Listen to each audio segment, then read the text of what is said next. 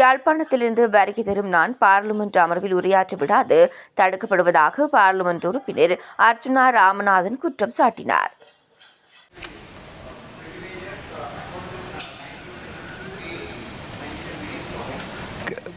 We have to manage time by the honourable member. Okay, you can. Yeah, Miss Honourable Member. It's a higher community that my time has been not allocated. Only thing is I am representing a minority community which is from Jaffna. Yesterday our honorable speaker has said that we will create a new committee for these things. Only thing is every day I am coming here, sitting and looking up and going back to Jaffna. This should be taken as an immediate issue because I have no way to talk in this parliament.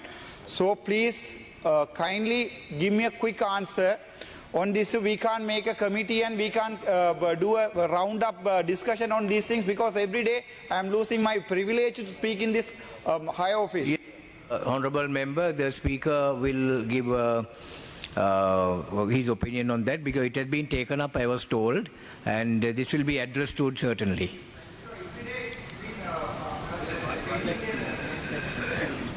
Next speaker, Honourable.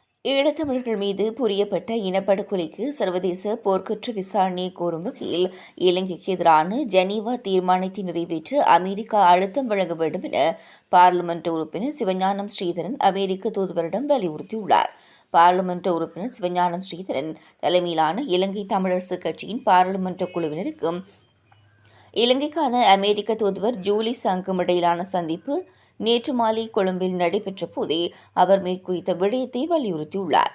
இந்த சந்திப்பின் போது இனப்படுகொலைக்கான பொறுப்புக்கூறல், புதிய அரசியலமைப்பு உருவாக்கத்தில் தமிழர்களுக்கான சமஷ்டி தீர்வுக்கான சாத்தியமின்மைகள், எப்பொழுதும் அது சார்ந்த அரசியல் நகர்வுகளின் தேவைப்பாடு மற்றும் சமகால அரசியல் நிலவரங்கள் தொடர்பில் கலந்துரையாடப்பட்டுள்ளது. இதன்போது தமிழரசு கட்சியின் 8 பாராளுமன்ற உறுப்பினர்களும் பங்கேற்றிருந்தனர். யாழ்ப்பாண பல்கலைக்கழக சட்டத்துறையானது இந்தியாவின் சுரானா மற்றும் சுரானா சர்வதேச வழக்கறிஞர் நிறுவனத்துடன் இணைந்து 2வது தடவையாகவும் யாழ்ப்பாண சர்வதேச சட்ட மாநாட்டை தை மாதம் 25ஆம் 26ஆம் தேதிகளில் நடாத்துவதற்கு தீர்மானித்துள்ளது. யாழ்ப்பாண சர்வதேச சட்ட மாநாடானது மருத்துவ பீடத்தின் ஹூவர் கலையரங்கில் காலை 9 மணி முதல் மாலை வரை இடம்பெறவுள்ளது. செயற்படல், நிலைமாற்றம், நிலைத்திருப்பு எனும் தொனிப்பொருளில் ஒழுங்கு செய்யப்பட்டுள்ள இவ்வருட மாநாட்டில் இலங்கை உயர் நீதிமன்ற நீதிபதிகள் உடலங்களாக உள்நாட்டு மற்றும் வெளிநாட்டு நிபுணர்கள் பலர் கலந்து கொண்டு மாநாட்டின் தொனிப்பொருளை சார்ந்ததான பல்வேறு விடயப்பரப்புகள் பற்றி உரையாட உள்ளனர். மாநாட்டின் ஓரங்கமாக மாற்று பிணக்கு தீர்வு முறைகள் பற்றிய குறிப்பாக மத்தியஸ்தம் தொடர்பான சிறப்பு அமர்வு ஒன்றும் ஒழுங்கு செய்யப்பட்டுள்ளது. இந்நிகழ்வானது தை மாதம் 24ஆம் தேதி பிற்பகல் 4:30 மணி முதல் 6:30 மணி வரை யாழ்ப்பாணம் பல்கலைக்கழக நூலக கேட்போர் கூடத்தில் இடம்பெறவுள்ளது. இந்நிகழ்வில் இந்தியாவினைச் சேர்ந்த நிபுணர்கள் பலர் கலந்து சிறப்பிக்க உள்ளனர். ஆர்வமுள்ளவர்கள் பங்கு பற்றி பயன்பெற்றுக் கொள்ளுமாறு மாநாட்டு ஒழுங்கமைப்பு குழுவினர் அழைப்பு விடுத்துள்ளனர்.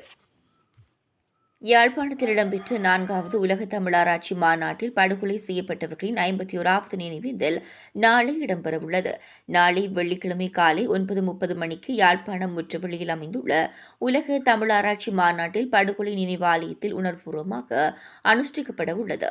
இதன்போது பொதுமக்களும் தமிழ் அரசியல் கட்சிகளின் பிரதிநிதிகளும் எவ்வித பேதமின்றி கலந்து கொண்டு அஞ்சலியில் செலுத்த வேண்டும் என அழைப்பு விடுக்கப்பட்டுள்ளது. 1974ஆம் ஆண்டு ஜனவரி மாதம் 3ஆம் தேதி தொடக்கம் 10ஆம் தேதி வரை யாழ் வீரசிங்க மண்டபத்தில் நடைபெற்ற 4வது உலக ஆராய்ச்சி மாநாட்டில் ஏற்பட்ட கலவரத்தில் 9 பேர் படுகொலை செய்யப்பட்டனர். மேலும் 2 வைத்தியசாலையில் அனுமதிக்கப்பட்ட நிலையில் உயிரிழந்தனர். உலகளாவிய ரீதியில் முக்கியத்துவம் வாய்ந்த இந்த மாநாட்டை யாழ்ப்பாணத்தில் நடத்தவிடாமல் அப்போதைய ஸ்ரீமாவோ பண்டாரநாயக்க தலைமையிலான அரசு போலீசாரை அனுப்பி கலவரத்தை ஏற்படுத்தியது. இதன்போது 9 தமிழர்கள் படுகொலை செய்யப்பட்டனர். தமிழர்கள் மனதில் நீங்காத வடுக்களாக இந்த படுகொலை சம்பவம் பதியப்பட்டது.